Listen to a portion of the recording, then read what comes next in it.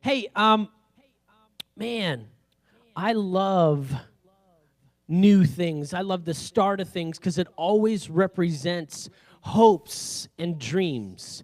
How many of you have walked into a moment full of hopes and dreams? Like ready, cloud nine, you have a plan, you have a hope. This thing is going to work out. Like I think that's what I love about Jake and Kaylee. Like they're about to get started and there's so much potential and hope that they're feeling for this new baby church. Speaking of new babies, I think that's how I feel about having a new baby. That this baby has so much potential and ability and there's hopes and dreams wrapped up into it. I think that's one of the things that drew me most to launching Wayfinders is I love the idea that I get to dream and be a part of this thing where we get to say, what if there was a different kind of church? What if it could be done differently? What if we could invite people to live life differently? And this week I got to meet with the Kyle City planners. And in a presentation, I learned that we just crossed 46,000 people and that the growth in infrastructure over the next 20 years is going to take us to 150,000 people if it all stays the way that it is. Isn't that crazy? And so, I got to thinking, what would drive people to move like that? Have you ever made a move for a job or to launch a business or for a relationship or for a promotion, or to get a new skill set? Like we leave places or we move into places with these dreams and intentions that we're going to go someplace, we're going to do something. This whole idea of new possibility. Now, maybe your new possibility is to become an Instagram star. I cannot help you get more followers. I have not yet been successful enough in that way that I can shout you out and get you there. But whether it's a promotion or a relationship or to become an expert in a field, I think there are moments where we experience stepping out, and maybe just after college or maybe just starting a relationship those are the times where we step into that the most. And people are moving to Kyle because there's opportunity and there's dreams and hopes for their family and for their jobs and for relationships. And that got me really, really excited. And as I reflected on my experience of moving here with Holly just a few years ago and the things that happen, I got to thinking about when we step out, what happens? Because people don't often move from dream to dream or aspiration to aspiration. What usually happens is they have a dream, they take a step, and when the world beats them down, what do? What do we do? We quit. We give up on it. Now, I would hope that when we make moves or when we do changes or when we step into places that we're being called to higher aspirations and greater things, that God would be calling us into places of more hope and more faith and more love and bigger things. But I think for a lot of us, I think the human experience is, I tried it, and it didn't work, so I'm just not going to try anymore. Anybody had that experience? Was it a relationship? Was it a job? Was it a dream? Right? We give up on all of these things. And in life, and especially in faith, if we're going to experience the breakthrough to get to the wins and the greatness on the other side, we have to keep at it. We have to keep at it. We need staying power. See, there's a mythology of greatness. When you see somebody that's having success in a relationship or their field, or you see them and you're like, man, they've got it going on, and they've had a breakthrough. And then you look at your talent, you look at your intellect, you look at your skill set, your ability, your experiences. There's often this idea, right, this mythology of greatness that I should be good at whatever comes easy. If I can do this, if I'm talented, if if I'm smart enough, if I've got the skill set, this should come easy to me. Or if I'm really good at it, it should come really easy. And then we see people that are having success, and we do this comparison thing where we say, if they can do it, I'm smarter than they are. I'm talented. I've got more experience. Why did they get the promotion? How did they get the girl?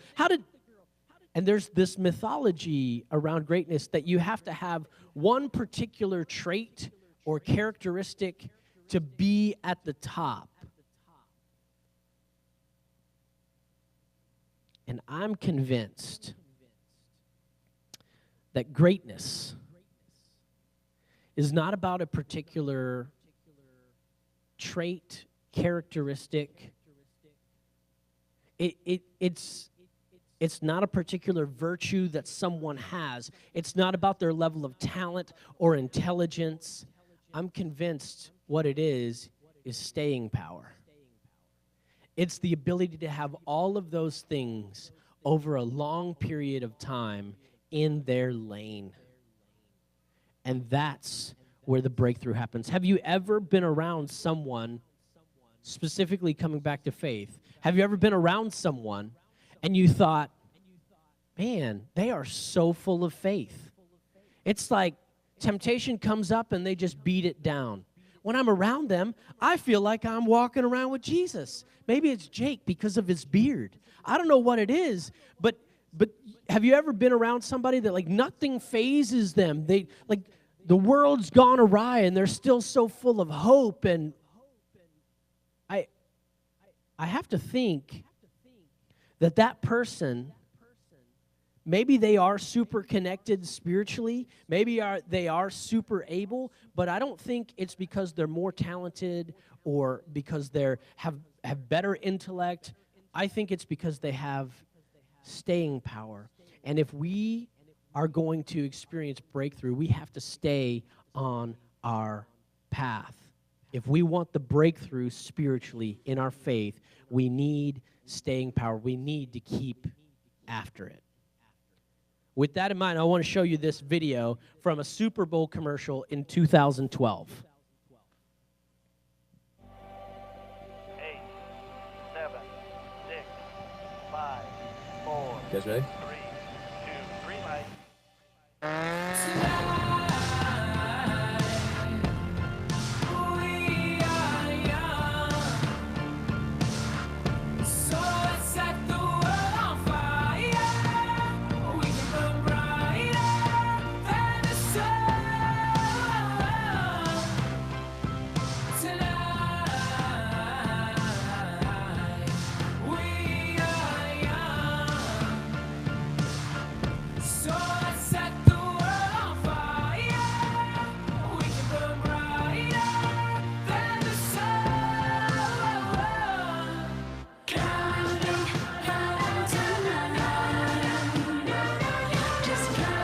All-new Chevy Sonic. From your first time to the time of your life, Chevy runs deep.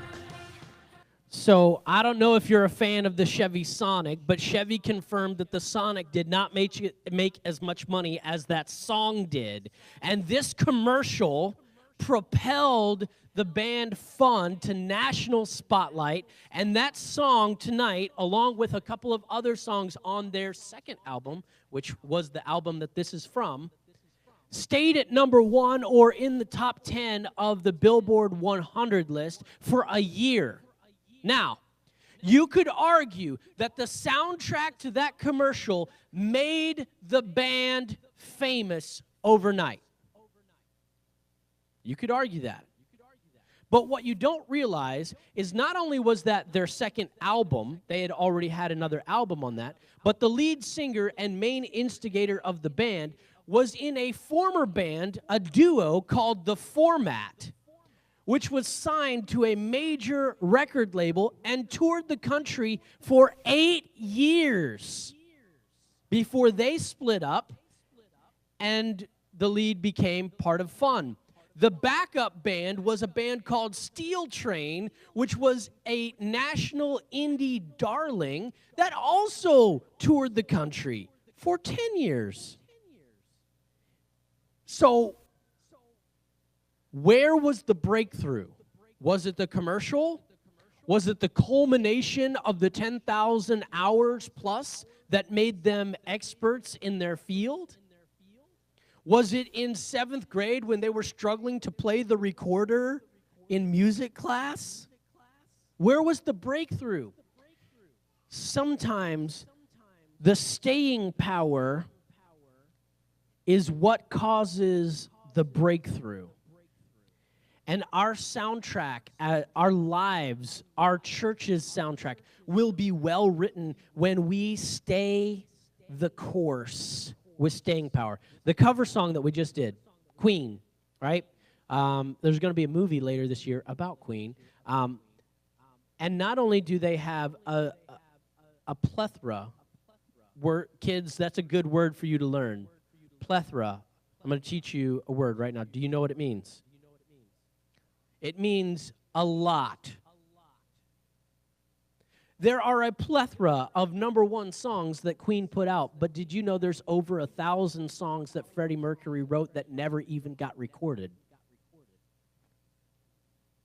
So you tell me, where's the breakthrough? Okay, I wasn't going to say this, but I need to. There was a pottery study, because I know all of you guys like a good pottery study. I think it was in conjunction with an art school and the University of Michigan, and it could be Michigan State. I don't know. Anyway, it was in Michigan, and they did this study over the course of 4 years at this art school, and they had this pottery professor who would bring in students and divide them at the beginning of the semester into 2 groups. And this group, he said, every day you're going to come in and you're going to make pottery, and I'm going to have a new assignment for you, and you're just going to make it. Every single day, every class period, you make a piece. And this group, he said, you have the entire semester to make the best pottery piece of all. To make a masterpiece, you have an entire semester. You're going to work on this piece every minute of the entire semester. And without fail, every single time they did this study, the group that came in and made trashy pieces every day inevitably had way higher quality. And I don't know what the judge is on pottery, so please do not ask me what that entails, because I couldn't tell you what makes a good piece versus a bad piece. But the people that came in and made junk pieces every day inevitably made significantly higher quality pieces and made lots of them versus the one that not one of the masterpiece pieces matched up to the lowest quality or to the highest quality of the junk pieces. And so where does breakthrough happen? It happens with staying power.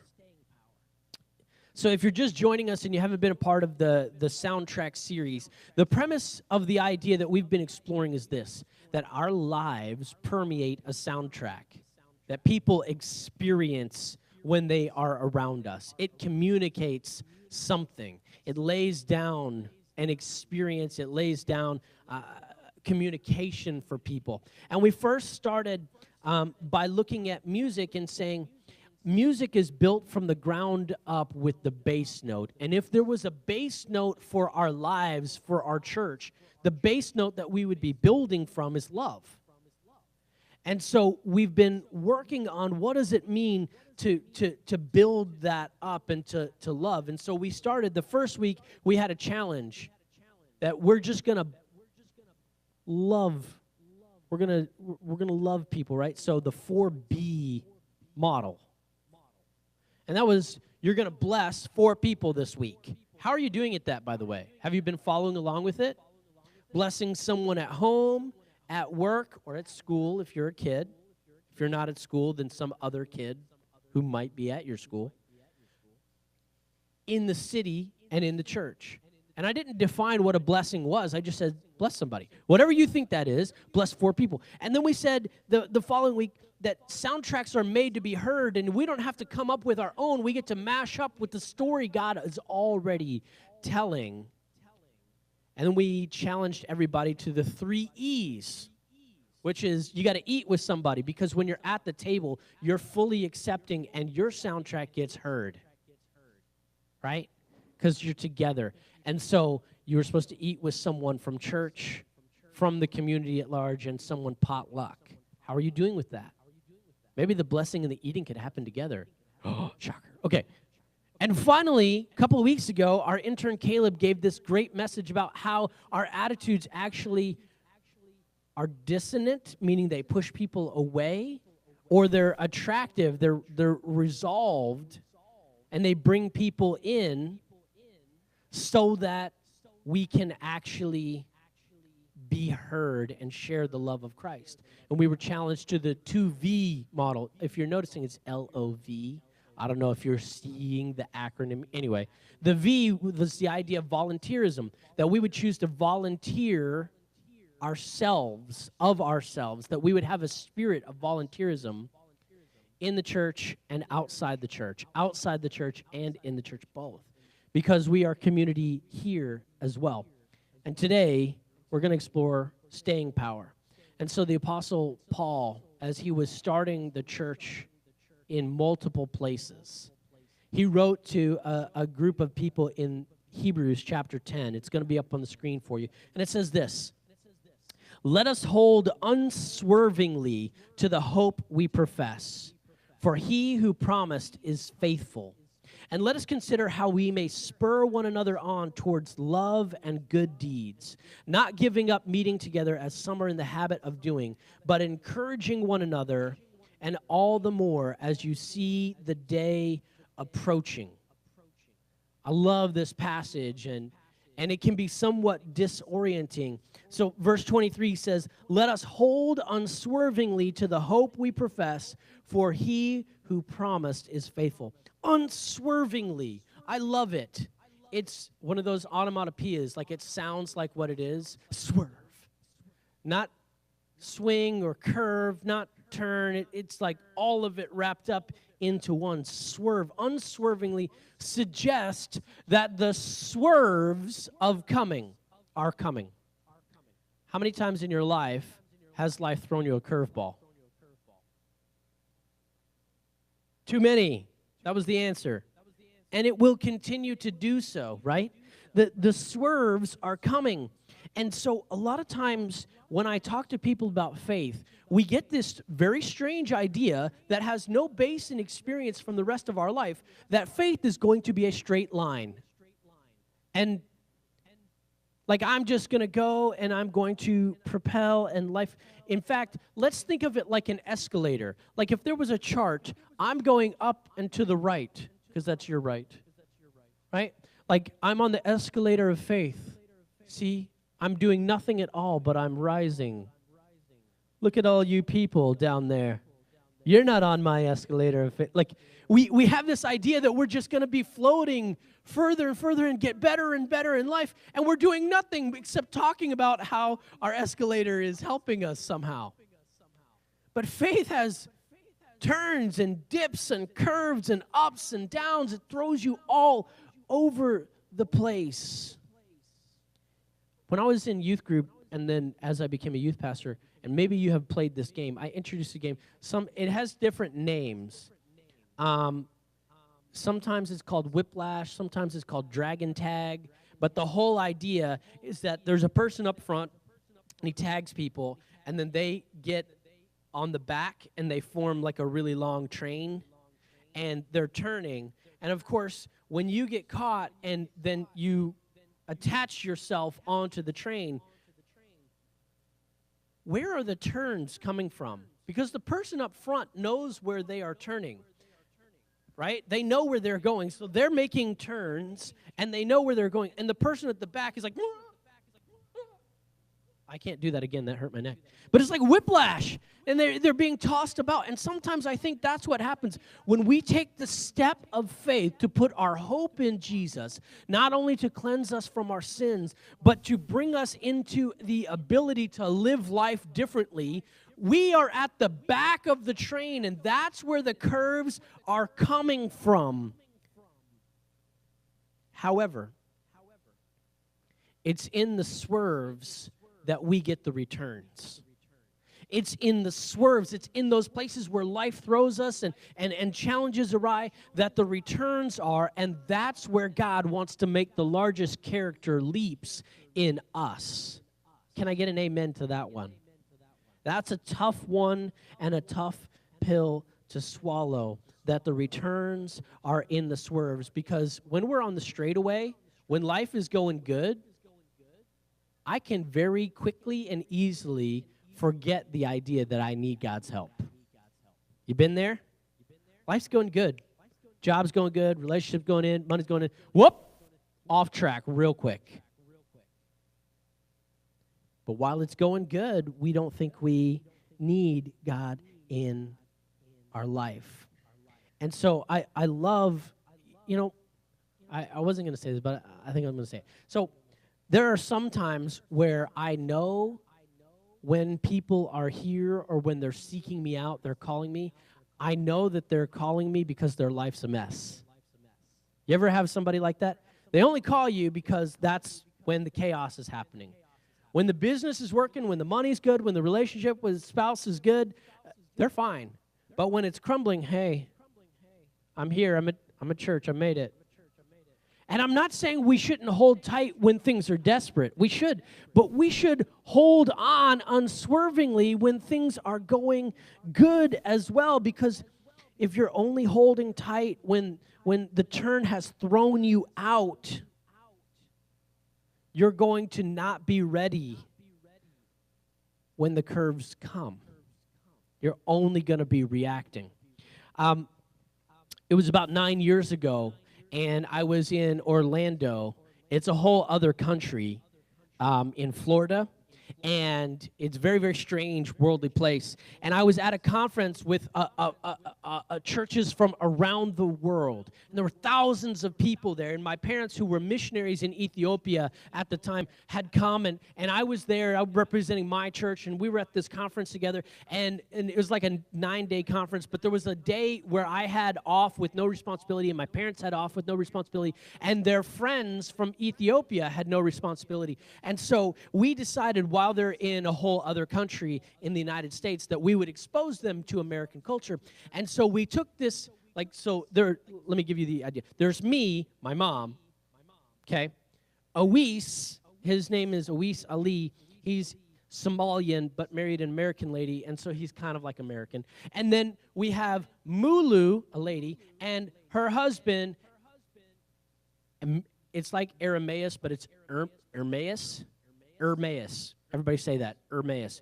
Okay, anyway, Mulu and Ermaeus had never been outside of the continent of Africa. They'd been to other countries, but always in Africa. And so they're in Orlando, and we think, what better than to take them to SeaWorld? Because they could see all the animals and the shows. And it's not really threatening, and it's not as crowded as Disney, and so it'll be great. So we take them to SeaWorld. And we get into SeaWorld, and we got there early, and we're seeing all the exhibits. And now, these people had never seen any kind of ride or been on any kind of experience. And so Ermaeus is more than afraid of anything fast-moving, okay? When you think about the culture that he comes from, that's rightly so. So anything fast-moving, he's out on. Mulu's kind of there. She's kind of talkative, chatty, she's taking it all in. Awis is game on, let's do it. And so we do the Shamu shows, and we do the different exhibits with the aquariums, and Awis is like, hey, let's get him on a ride. And I'm like, well, I kind of want to do the manta ride. And if you don't know anything about SeaWorld, the manta ride is the fastest roller coaster in SeaWorld history, where you sit in this thing, and it's like it, and then it takes you from standing, and the platform drops away, and it rotates you up to where you are now floating like a little kid doing Superman. And so that we're going to take Ermaeus and Mulu to the manta exhibit. We called it an exhibit because, and so and they have these tanks along the way where you get to touch the the rays, and they've got these fish tanks full of stuff, and of course Hermaeus is making sure to not touch any animal that looks dangerous of any kind, and he starts hearing this thing, like, what's that thing? Oh, well, when you get inside the exhibit, they take you in a little car so you can see from above the sea below. And and so we finally get it, and you walk through this passageway into the little building platform, and he's like, yeah, you just sit there. And so we sit down, and they strap in, and then the floor goes away, and he's freaking out now. And so the swing's up, and I'm like, oh, it's normal, it's so you can see down. And then the chuk, chuk, chuk, chuk, chuk, chuk. I'm like, oh, you'll love it, it'll be great. And then the roller coaster drops, and what happens was just the best time for me and Elise ever. Mulu, you could hear the entire time doing this, you know, like just screaming and then hysteria. Screaming and hysteria. And Hermaeus, on the other hand, it was like, have you ever seen somebody where they're screaming but there's no volume? Like, when he hit that first drop, and that was as far as it went.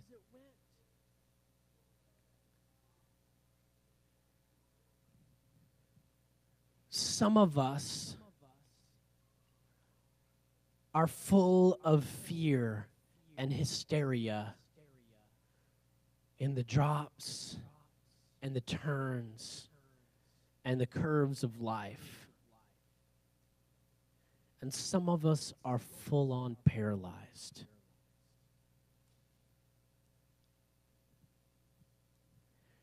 We have to hold on to faith, because the reality is a lot of us didn't expect turns to come with faith. Faith is not a kiddie ride. It is an intense adventure. And it will take you to heights of which you could never get to. And it will take you through experiences through which you would never get to. And by the way, the more trust, the more hope, the more faith, the more intense the curves. And so when Holly and I moved here to launch a church, by the way, I don't know how to launch a church. This just kind of happened, right? And so we're trusting that God's going to be doing something. And now look at all of you today. Right? This is amazing, but we're not even to sustainability as a church yet, and I want to get there. I want to double in size. I want to see people's hearts unleashed. I want to see addictions broken and marriages restored. And if we don't have the staying power, then the soundtrack that God has given us to have as a church is going to fall flat, because we'll be paralyzed by the fear. We'll be stuck in our anxiety. And so our job is to hold on for the adventure, because God has the soundtrack that I think is an epic ballad, a story of what he is doing in us and through us that is for the world. If you were looking for a boring straight line, that's not what faith is. So we're going to hold on to hope, because the return is in the curves, and that's where we get transformed. We're also going to lean in, and I love this. Verse 24 says, let us consider how we may spur one another on towards love and good deeds, love and service. Does that sound familiar? Does this sound like a Wayfinders record player just being scratched over and over and over again? See, so many people come into the church, and they're asking this question: are you going to love me, and are you going to serve me? Are you going to love me, and are you going to serve? How many of you have asked that question? Are you going to love me? Are you going to serve me? To somebody at some point in your life, to a relationship, to the church? And here's the deal. With people that are exploring faith, they're asking this question because they're testing, is faith real? Are people of the church going to love me, accept me, and serve me? But then after you've been in the faith for a while, and this is the kicker, as a pastor, when I hear people come into the church and say, well, I'm looking for a church that serves my needs, that meets my needs, they're still asking, Are you going to love me and serve me? Which is not really a bad question.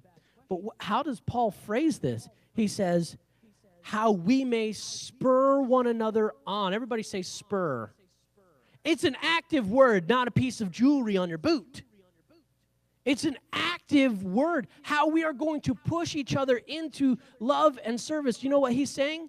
He's doing the whole Bobby Kennedy thing. Ask not what your country can do for you, but ask what you can do for your country. I don't know. Did I mess it up?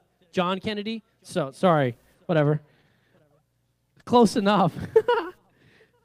But this whole idea, there's an inversion principle. He says, he essentially says this. You got to pour out what you want poured in. Everybody say that. You got to pour out what you want poured in. That doesn't make sense that you have to give away what you don't have, but you have to pour out what you don't. Yeah, you have to pour out what you want poured in. If you're thinking, no one loves me and no one serves me, is there a chance that you are not loving and serving anyone? I'm just asking that question. I'm not condemning it. I'm simply saying, ask the question. If no one is loving and serving you, are you actively loving and serving someone else? Have you ever been told to love and serve by someone who is not loving and serving? They're sitting up at the desk with their boots up. Go! Love, serve. Do this for me. It doesn't come across well, does it? If you want to inspire other people towards love and service, if you want to inspire people to love first, you got to be a love first person. That's simply the way that it works. And maybe you're saying, I would if I could just find some lovable people. Now, we talked about that in a different message, and there is challenges to this. If you ever see somebody and their life is full of love and service and hope, and you think, man, I just want to be their friend. Guess what? They don't need you as their friend. They've already got enough friends, because when you are loving and serving, you become a magnet for people. They've already got enough friends. And so, let's do this one. You ever been around somebody who's loving and serving when you don't want to? Is it not the most irritating thing of all time? Like, they're just after it. And so Holly and I, we meet people, and Holly's like, well, how can we serve them? How can we love them? And I'm like, Holly, we don't need to love and serve right now. We need to like and hang. Can we just like and hang, not love and serve? We just stay here and hang, like and hang. But she wants to love and serve. And so sometimes when I don't want to do that, when I don't feel like that, it becomes irritating. And I'm thinking, okay, if you want to love and serve somebody, how about you love and serve me? I'm right here. Come on. And because you guys never do that. Come on. Right? We do that. Sometimes the barometer for the relationship is, what are you giving to me? How are you loving and serving me? I've been around people, and the excuses that come out of my mouth because I don't want to love and serve would shock you. I'm busy. I got this thing. I can't do that. No, that's not really my calling. Like, throw the God card up there, right? Seriously? We make excuses, and we can so easily make the soundtrack of relationships based on how do they love and serve me. I've never seen someone end a dating relationship or a marriage because they love and served too much. I'm sorry, we're going to need to break up because you love and serve me too much. Your loving is unconditional. You seem to find ways to go above and beyond. When I come home at the end of the day after a hard day work, when I have an interaction that's negative, you're there to lift me up. I'm sorry, this is just not for me. And maybe it does happen, but it sounds kind of ludicrous. Like, you think about employment, right? Like, no employer says, I'm sorry, you're too loving and serving. Not only do you do all the work I assign you with excellence, but you go above and beyond and you start helping people with their jobs too. We can't be having that. You're bringing down morale for everybody else. Really? Those are the people you want. But here's the thing. I've been around people that are loving and serving, and I had to leave because my heart was feeling bad because I felt obligated. Right? They were doing so well. It made me feel so small. I felt obligated to do it, and so I just had to leave. That's a condition of my heart, not theirs. Wayfinders has to be a place where our soundtrack is always love first, not just because it's what we do. It's because we will grow our community and we will invite people in to love first, and what will happen is we will spur each other on. And when I don't feel like loving and serving, when I'm around you, you will inspire me, and when I'm around you, I will inspire you, and we will spur each other on towards love and good deeds. Now, what does love and serving look like? Can we dictate that? No. Because if you're going to love someone and you tell them how you're going to love someone, that doesn't work, right? When you love and serve, you're asking, what makes sense to love and serve that person? Let's ask them. Let's find out. Let's do something meaningful. Let's create. And so you're not saying, this is how you're going to be loved and like it. So we're going to spur each other on into that. We're going to lean in. We're going to lean in. We're going to hold on. We're going to lean in. Finally, we're going to stay close. The last verse in Hebrews 10 says, not giving up meeting together as some are in the habit of doing, but encouraging one another, and all the more as you see the day approaching. I'm amazed by this verse. First of all, it's oddly encouraging to me as a pastor, because this is really soon after Jesus was actually with people. And so there are people that Paul is writing to that would have seen Jesus face to face physically. And so for Paul to be writing, don't stop meeting together, don't give up meeting together, implies that people were already skipping church. And so I love that. It's oddly encouraging. Did you know they were meeting on Sundays because Sundays was not only the day that Jesus met them on the resurrection, but a week later when Jesus touched Thomas, when he let Thomas touch his wounds, that was also on a Sunday. And so they started gathering on Sundays because when they got together as a church, when they started doing life together as people, they were celebrating what God was doing, and amazing things just seems to continue happening because God showed up on Sundays. And so they started gathering together, and they would honor their culture, and they'd do the church thing Saturday because that's when church was, and then they would meet together Sunday. And so 2,000 years later, we have a weekend because Jesus rose from the dead. Come on, that should have landed a little better. You could be grateful, right?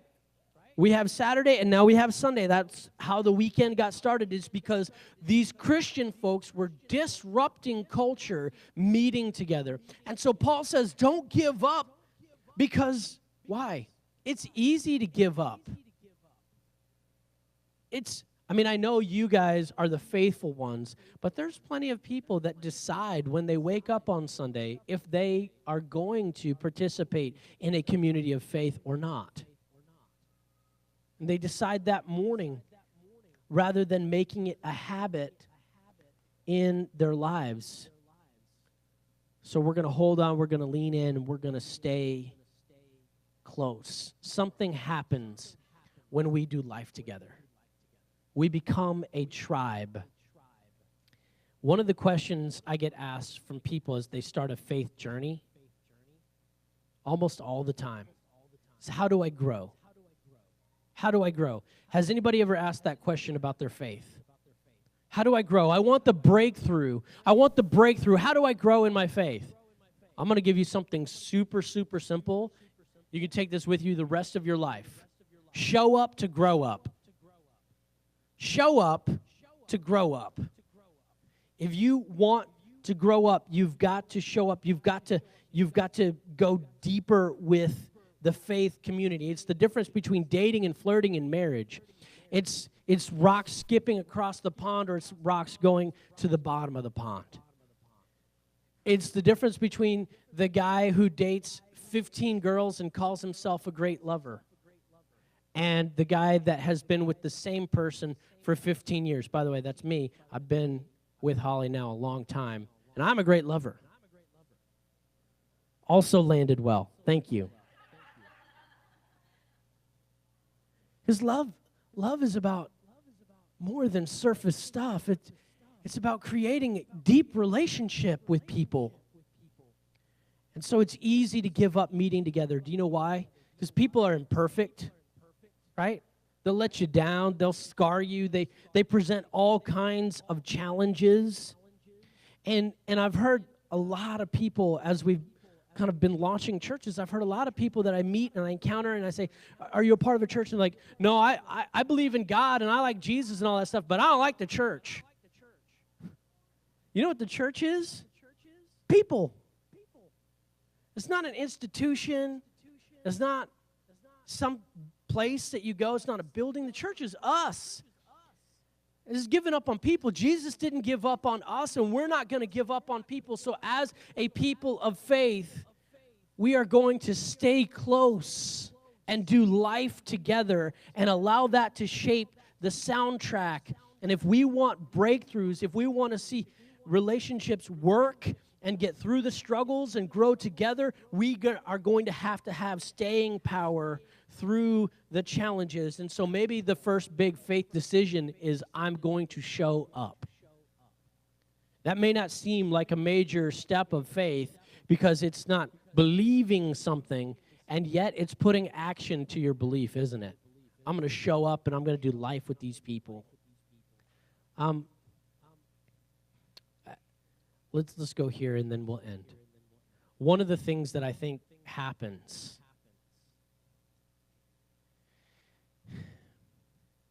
you ever see the movie Lion King?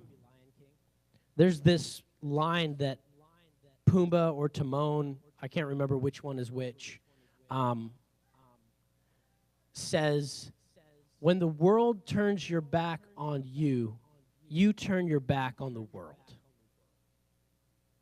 And there isn't a worse philosophy to live by than that philosophy. And in the movie, his realization is, I can't turn my back on my friends.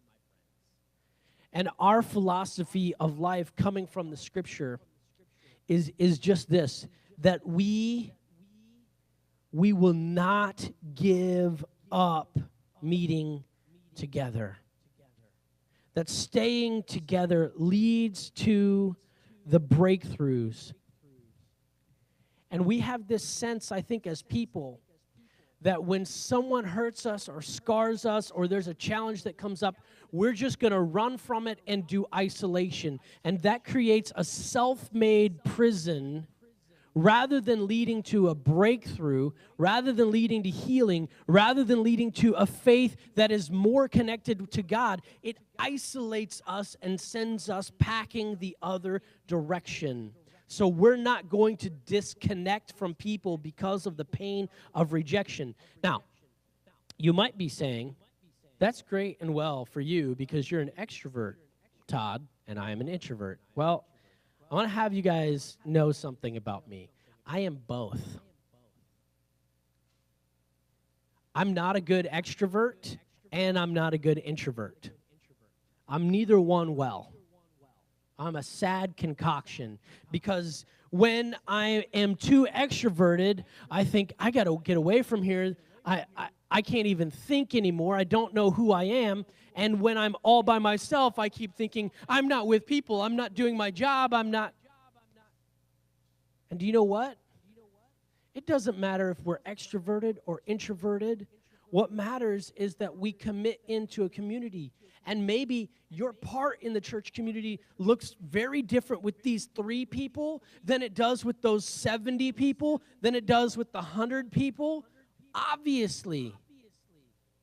But we're going to stay close. When you want to avoid people the most, that's usually the indicator that you need to cut open and let people in. Maybe it's not a lot of people, but somebody. Because when we do life together, we become a tribe. And that is when the soundtrack finally hits home. So let's finish with this. You have in your seat a album cover. It is a paper album cover, because we're in soundtrack and the imagery has been an LP. And what you have in there is a cover for an album. Now, it's paper so that you can write on it. And what I'd like you to do, if we're going to have well-worn, deep relationships because of staying power, if we're going to be the type of people that when you're deflated, we're going to lift each other up. When you're going through it, we're going to lift each other up. When you are going through challenges, we're going to do it together. We're going to inspire each other. We're going to love first and then do life together. If we're going to do that as a soundtrack of the church and become a tribe, not only will all of our lives move forward, but the church won't stay just like it is, right? Because faith is not a straight line. Your experience today is not what faith is going to bring 6 months from now, a year from now, 3 years from now. Your experience today is not what it's going to be when there's 200 people in the room or 150 people in the room. It will change. But here's what we know. If we get these foundational things now, the breakthrough in the church, in our community, getting to sustainability, getting to more multiplication, the breakthrough for you personally, that thing that you're struggling with, that fear that has maybe paralyzed you because of the drop, whatever those are, those can be worked through because we have staying power and you're not in it alone. When did the artist have a breakthrough? Was it on the commercial? Was it in 7th grade? Was it the years touring?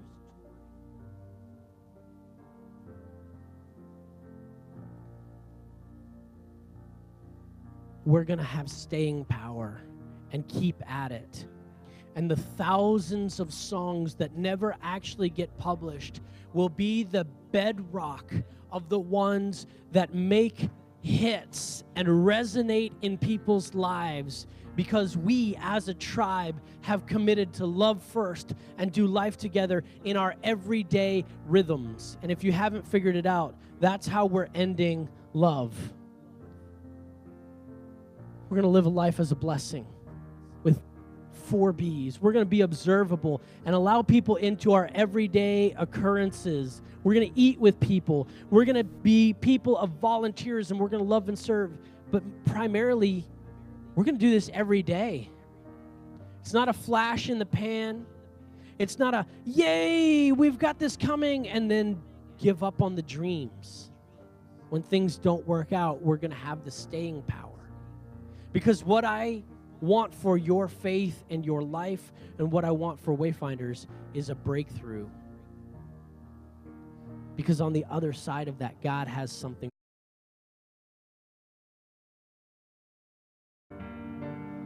I don't know where you need a breakthrough, but I do know that when you incorporate these faith steps into your everyday life and you stay after it, that's where the breakthrough will happen. Alexis, come on up here. Alexis felt like God was asking her to share something with everybody, and so here we go. It's probably a good thing my husband's behind me, because he doesn't know I'm going to say anything today. And I'll try to make it quick. If y'all have to go, I understand that you're not going to hurt my feelings, but a lot of y'all have been here when we did our testimony about our marriage, and it started out rocky. We were dating, we had a kid, and then, we split up and hated each other. Then we got married. So everybody kind of always thought that it was a God thing, that brought us together, and we ended up getting married, and we kind of portrayed to have this wonderful little life and everything. And, God brought us together, and it's great. But it was miserable. I was still very broken. when we got married, and I pushed him away pretty much every single day for the last 3.5 years, and he loved first all the time, and always was there to ask me what he could do for me, how he could help me. You know, I love you, I'm here, I'm not going anywhere. And I would lay in bed at night sometimes and pray that he would do something and leave, and it would be his fault. Something that he could do that it would make it his fault. That way, you know, I could get out of it, and we okay. And then God called us up here, and for some of y'all who don't know, we live almost 2 hours away from here, and for some reason God wanted us to be up here for church. I'm not sure why still, but I kind of feel like since my husband had been gone in the Army, that I believe that had we not come up here and gone to church, he wouldn't have stepped out in faith and joined the Army, and I wouldn't have let God in the way I did. And I really let him in while my husband was gone. And I realized,